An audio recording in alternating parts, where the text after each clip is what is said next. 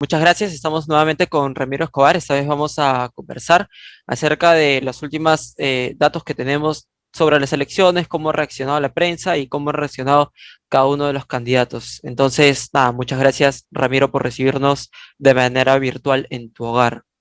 Se dio un primer resultado a las 7 de la noche en la que Keiko Fujimori salía ganando por 0,6% sobre Castillo, y a las 9:30 sale otro resultado, se voltea la torta y Castillo sale ahora con una diferencia de 0,4 por encima de Keiko, ¿no? Uno es el flash y el otro es el conteo rápido.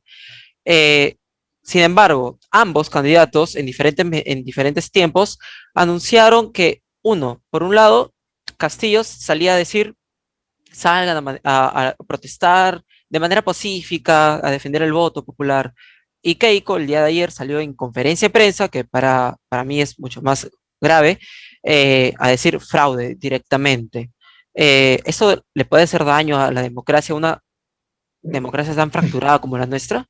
Sí, claro, porque lo correcto, lo esperable sería que ambos candidatos esperen los resultados oficiales y no asuman que por unos cuantos casos de actas irregulares o de personas que tenían actas, que ojo, ha encontrado casos tanto en personeros de Perú Libre como en personeros de Keiko Fujimori, deslicen la palabra fraude, sobre todo en el caso de Keiko Fujimori. Varios de estos indicios de fraude en la mesa, que para nosotros es considerado inaceptable. Porque el fraude tendría que ser algo más sistemático, ¿no? O sea, tendrían que encontrarse cientos, miles de actas que podrían alterar el resultado. Y aunque Keiko Fujimori dice fraude en mesa, de todas maneras es una palabra demasiado fuerte, que además la suelta cuando ya las varias misiones de observadores internacionales de la Unión Europea, de la OEA, han dicho que el proceso fue limpio, ¿no? Y que no hay razones para sospechar de irregularidades. Siempre las hay, ojo, en todas las elecciones hay situaciones de este tipo, esto no es nuevo. Y como ya ha señalado las autoridades electorales o la Organización Transparencia, la posibilidad de un fraude en el Perú es prácticamente imposible, ¿no? Es un sistema que funciona bien. Los fraudes se hacían cuando las elecciones eran manuales, no había un sistema digital, cuando además los organismos electorales estaban bastante controlados, como en la época de Alberto Fujimori, ¿no? Ahora eso es bastante difícil y, como han señalado especialistas y autoridades electorales, imposible. Entonces poner ese eh, argumento, si se le puede llamar, ni siquiera es un argumento, pues esa sospecha, digamos, en la escena pública, en un momento tan tenso, cuando continúa eh, esta suerte de guerra digital, pero también hay ya incluso enfrentamientos en las calles, me parece bastante irresponsable, ¿no? Yo creo que los partidarios de Pedro Castillo no deben asumir que de todas maneras van a ganar, y los de Keiko tampoco. Pedro Castillo no ha hablado de fraude, pero ha dicho que hay que cuidar el voto, pero algunos de sus partidarios han dicho que de todas maneras ya ganó, etcétera. No lo sabemos. Y en el caso de Keiko Fujimori, arma toda una conferencia de prensa, toda una parafernalia mediática para soltar la sospecha del fraude, y eso creo que en un momento así no disipa la situación, sino la complica, ¿no? Sobre todo porque no hay pruebas contundentes. Han salido una serie de fake news a través de Twitter, donde se han movilizado más estas fake news. Uno de ellos, el periodista Carlos Paredes, que salió a decir que se han impugnado 1.200 actas aproximadamente, que fue desmentido por la OMPE. Él mismo salió no a rectificarse, sino a precisar, pero aún así llamó a que eran 1.300 actas impugnadas. Nuevamente cayó en lo mismo. Y eso es a lo que se ha agarrado la gente para salir a marchar. Han salido con las actas supuestamente escaneadas e impresas, han salido con los datos, ahí yo tengo las fotos, que la prensa se preste para esto, para sacar esta información fake, no le está haciendo daño a la gente, no le está como que caldeando la situación para que quizás el jueves o viernes, cuando ya se dé un ganador, ninguno de los dos grupos acepte. La prensa se ocupa de recoger lo que tú no puedes ver, lo que está ocurriendo en diversos escenarios sociales, y hace un relato de eso por la vía escrita, por la vía audiovisual y ahora también por la vía digital, que tiene que ser lo más verosímil posible, porque como tú no has visto lo que ha ocurrido, entonces te tienen que dar una información rigurosa. El periodismo es un ejercicio de rigor, eso no hay que olvidarlo nunca.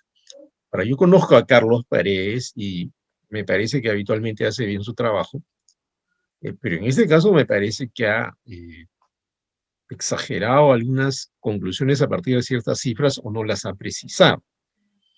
Entonces, si eso es tomado por las personas, por los ciudadanos, y lo tienen como algo totalmente cierto y ni siquiera hacen el trabajo de entrar a la página de la OMP o de discriminar lo que es un acta observada de una acta impugnada, o no distinguen que entre todas esas actas observadas impugnadas no hay únicamente actas de Perú Libre, sino también de Keiko Fujimori, o sea, son reclamos también de la propia Fuerza Popular. Entonces caemos en un estado de confusión que me parece peligroso, ¿no? Porque este es el momento donde la comunicación en general de los organismos electorales, de los partidos en pugna y los hombres de prensa de todos los medios debe ser lo más prístina posible, ¿no? Lo más clara, lo más rigurosa, precisamente para bajar ese clima de tensión que yo creo que ya nos está intoxicando hace varias semanas, ¿no? Ya estamos al 98,2%, lo último que revisé justo antes de la entrevista, y Castillo sigue alargando su diferencia de Keiko Fujimori. Lo último que leí eran 110.000 votos de diferencia. En la tarde eran 70.000, ahora prácticamente aumentado en 50.000 votos de diferencia, ya contando con los votos del extranjero. Entonces, cada vez se puede afirmar que Castillo ya casi es el presidente, muy poco probable que se voltee la torta ya en ese momento. ¿Cómo él podría reunificar a una población que está tan polarizada? ¿Cuáles deberían ser sus primeras acciones? Aunque Sagasti también ya ha mencionado que ni bien se cierra el conteo, va a llamar al ganador para que empiece a trabajar junto a él.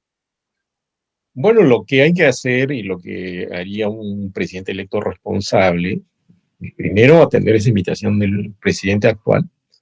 Segundo, como dijo Lula la primera vez que fue elegido, y yo lo escuché en vivo en la ciudad de Porto Alegre porque había un evento al cual él fue, ya siendo presidente electo, y él dijo, bueno, yo no soy ahora el presidente del Partido de los Trabajadores, soy el presidente de Brasil. Entonces, ya sea Keiko Fujimori o Pedro Castillo, deben asumir que no están presidiendo sus partidos, sino están presidiendo el Perú. Eso tiene que quedar muy claro para él, para sus partidarios y para el conjunto de la población. Y creo que tendrían que hacer algunos anuncios muy concretos de por dónde va a ir el gobierno, cuál va a ser su orientación o sus medidas, no sé si concretas en este momento porque recién se inicia el proceso de transferencia, sino por lo menos cuál va a ser la orientación general. Y lo correcto sería también que el perdedor o perdedora vaya y salude al vencedor. Con eso, por ejemplo, ese gesto corto, breve, pero simbólico, bajaría las tensiones, porque si los partidarios de cada uno de los candidatos ven eso, van a estar ya menos animados a aceptar la derrota en el caso de los perdedores y la victoria desatada o el triunfalismo en el caso de los ganadores. Ese tipo de rituales se tiene que hacer, ¿no? Porque no podemos seguir en esta situación. Y creo que una cosa que hay que poner, un problema que hay que poner adelante, eh, más allá de toda pelea, discusión y aspereza, es la pandemia. No es que el drama haya terminado. Y eso, solo eso debería provocar un consenso entre ambos candidatos, y el otro asunto es el económico. Cada uno tendrá su plan, pero como ya he escuchado a algunos parlamentarios electos, incluso al almirante en retiro Montoya, que es muy, muy opositor de Pedro Castillo, decir que él, una vez que se defina el ganador, va a promover la unidad nacional. Él, que es, digamos, un furibundo opositor de la izquierda de Castillo, está, yo creo, señalando una ruta, y eso lo deberían hacer todos los políticos, ¿no? y sobre todo el perdedor o perdedora, ¿no? Y para ir finalizando, justo lo último que se ha puesto en el tapete en exhibición ha sido el despido periodistas del Canal 4 y Canal N que presentaron una carta, ¿no? Expresando su malestar respecto a cómo se está manejando la cobertura de las noticias y cómo desde que ingresó UME en reemplazo también de la despedida Clara Elvira Ospina, ¿qué opinión tiene usted sobre esto, sobre la libertad de prensa y cómo se está vulnerando desde mi punto de vista? Bueno, yo creo que los periodistas tenemos que hacer una severa autocrítica luego de este periodo o en medio de este periodo, ¿no? O sea, hay demasiadas críticas hacia el gremio eh, y también evidencias de que no se ha procedido con la necesaria veracidad que debe tener el oficio. La gente nos reclama objetividad, neutralidad, pero yo prefiero, como dice Amanpour, una periodista de CNN en inglés, eh, ser veraz, ¿no? Cualquier persona puede tener sus simpatías, proclividades, afinidades, pero por ponerlo en clave de pandemia no puede llamar a un pangolín un murciélago. Es decir, debe, en ese relato que es la noticia, en ese relato de lo que ocurrió, que es la noticia, ser lo más verosímil posible y ser equitativo en los espacios que se les da a los distintos actores políticos. Y eso tristemente no ha pasado. Ahora, yo entiendo que las empresas eh, tienen intereses comerciales legítimos, tienen opinión, los dueños, pero sería mejor de pronto que como en Estados Unidos se haga explícita, ¿no? En Estados Unidos el New York Times o Washington Post, cuando se acercan las elecciones, dicen de manera explícita, no, nosotros creemos que este señor debe ser el presidente. Eso yo lo vería como legítimo y sería mejor en todo caso que estar haciendo las cosas entre líneas.